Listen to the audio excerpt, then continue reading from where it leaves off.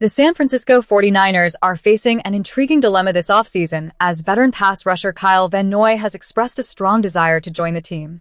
In a recent appearance on the Up and Adams show, Van Noy declared, "I would really like to play with my little brother Fred Warner with the Niners. I think they got something cooking over there." This statement has undoubtedly stirred the pot among 49ers fans who are eager to see how the front office will respond. Where are you watching from? And what do you think about the possibility of Van Noy joining the 49ers? Let's dive into the details. Van Noy's interest in the 49ers isn't just casual chatter. It signifies a personal connection and a genuine admiration for the team's potential. However, it's essential to analyze the implications of such a signing. At 35 years old, Van Noy isn't the explosive pass rusher he once was.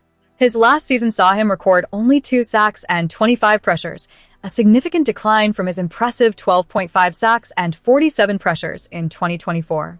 This drop-off raises critical questions about his current abilities and how much he could truly contribute to a team with championship aspirations. The 49ers, with their current roster, might not need to bring in a player like Van Noy. They've drafted Romello Height, who represents their commitment to youth and development. Height, alongside other emerging talents, is expected to play a pivotal role in the defense moving forward. If the 49ers were to sign Van Noy, it could potentially stunt Height's growth, as he would lose valuable reps to an aging veteran. The organization has invested in these young players for a reason, and they need to provide them the runway to flourish. Moreover, if the 49ers had felt a pressing need for a player like Van Noy, it's likely they would have pursued him more aggressively prior to the NFL draft. The fact that they didn't indicates a level of confidence in their current pass rushing options. Let's be honest, if Van Noy was a must-sign player, he would have already been in the mix. The ball is indeed in the 49ers' court, but it seems as if they are holding their cards close to their chest, weighing the pros and cons of adding a player who may not significantly elevate the defense. If Height struggles during training camp or the preseason, the 49ers may reconsider and bring in Van Noy as a safety net. But as it stands, the front office should take Van Noy's compliments as a testament to the team's standing in the league rather than as a signal that they need to make a move. It's a delicate balance to maintain. They need to respect the desires of a player who admires their program while also staying true to their long-term vision of development and growth. So, as the offseason progresses, the 49ers must be strategic. They have the opportunity to foster a young, dynamic defensive unit that could be a cornerstone of their success for years to come. The question remains whether they will choose to prioritize immediate veteran experience over nurturing their promising prospects.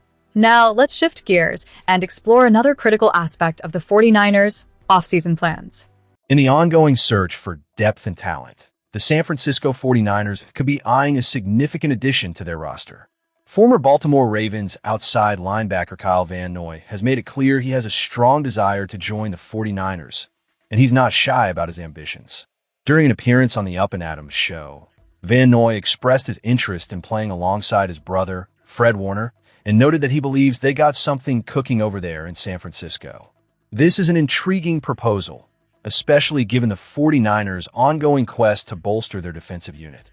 Van Noy, who has demonstrated his versatility and playmaking ability throughout his career, could be a valuable asset.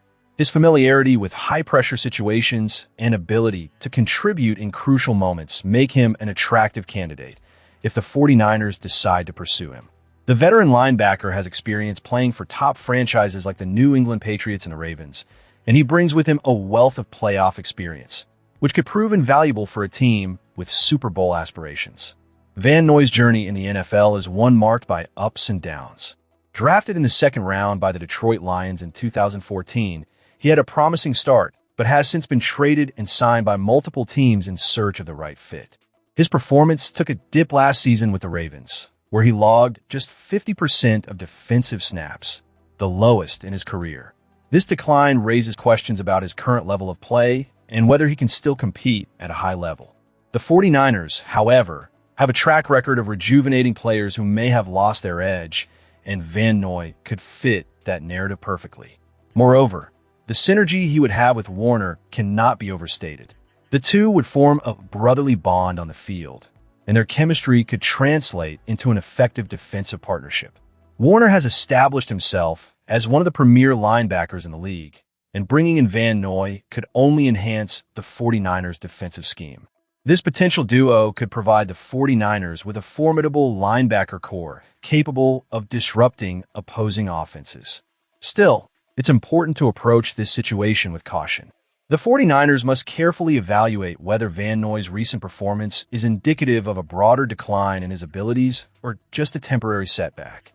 Additionally, they should consider their current roster dynamics and whether they have room, both in terms of salary cap and positional depth, to accommodate another linebacker. As fans, we have to ask ourselves, is it worth the risk? Would adding Van Noy strengthen the 49ers' chances of making a deep playoff run, or could he end up being a liability? The front office has to weigh these factors seriously, especially with the stakes so high in a competitive NFC landscape. And to our passionate 49ers faithful, what do you think? Should the 49ers pursue Kyle Van Noy, or are there better options out there? I want to hear where you're watching from and your thoughts on this potential move. Stick around as we transition to the next segment, where we'll dive deeper into the 49ers offseason strategy and what it could mean for the upcoming season. As we wrap up today's deep dive into San Francisco 49ers draft strategy, it's impossible to ignore the swirling rumors and dissent among the fanbase regarding their latest moves. The question looms, have John Lynch and Kyle Shanahan made the right calls, or are they steering the ship toward treacherous waters? I want to hear from you. Where are you watching from, and what are your thoughts on this draft strategy? Drop your comments below, and let's get into it. The recent uproar over the 49ers' departure from the much-revered NFL Consensus Draft Board exemplifies a larger issue at play. While the consensus has its proponents, the reality is that it often leads to misguided decisions based on groupthink rather than solid football acumen. Critics are quick to point fingers at the 49ers for their drafting missteps, especially in the early rounds, where premium talent is supposed to shine. Yet, it's essential to scrutinize the foundation of these criticisms, particularly when looking at the success of late-round gems like George Kittle, Brock Purdy, and Deommodore Lenoir. Let's face it, the 49ers' ability to find hidden talent later in the draft has been impressive. However, the glaring issue remains that their early-round selections have not consistently lived up to expectations. This inconsistency has put Lynch and Shanahan under the microscope, inviting criticism that borders on call for their dismissal. The tension is palpable. On one side, a management duo that seems dismissive of external opinions, and on the other, a growing chorus of fans and analysts who feel the need for accountability. What's particularly frustrating for the fanbase is the apparent unwillingness of the 49ers brass to engage with the opinions that exist outside the echo chamber of their own draft room. While it's wise to filter out noise that isn't grounded in reality, there's a fine line between confidence and stubbornness. The consensus draft board might be flawed, but it provides a valuable perspective that could serve as a check on their internal evaluations. Now, let's break down the reality of the consensus draft board itself. Contrary to what some fans may believe, it is far from an infallible tool. It's a speculation-based projection created by individuals who often lack intimate knowledge of a team's specific needs. The board claims to represent player values, but fails to account for the unique dynamics of NFL rosters and the subjective nature of player evaluation. Looking at drafting history, we see that the consensus board hasn't always hit the mark. Over the last decade, it boasts a roughly 22% success rate for identifying Pro Bowl caliber players in the first 2 rounds, comparable to NFL teams that operate on their own internal grading systems. Just consider the examples of Kadarius Toney, Louis Cine, and Cam Smith, all deemed elite by the consensus, but ultimately proving to be disappointments. The consensus failed to predict their true potential, and yet, the 49ers are criticized for their choice of Dazon Stribling in the same range. It's clear that the draft landscape is littered with misjudgments, and the 49ers are not alone in their struggles. The 2021 draft exemplifies this phenomenon, with teams across the league miscalculating talent, and yet Lynch and Shanahan find themselves in the crosshairs. Yes, they misstepped with Trey Lance, a move that cost them dearly in terms of draft capital, but to vilify them while ignoring the consensus board's own failures is simply disingenuous. The question becomes, how can fans hold Lynch and Shanahan accountable for their decisions while simultaneously ignoring the broader context of drafting in the NFL? The reality is that every team has its own strategy, its own evaluation criteria, and its unique vision for what makes a successful player. The idea that there's a one-size-fits-all approach is not only naive, but also fundamentally flawed. In closing, the 49ers must continue to pursue the players who align with their vision of success, regardless of whether they fit neatly within the confines of the consensus draft board.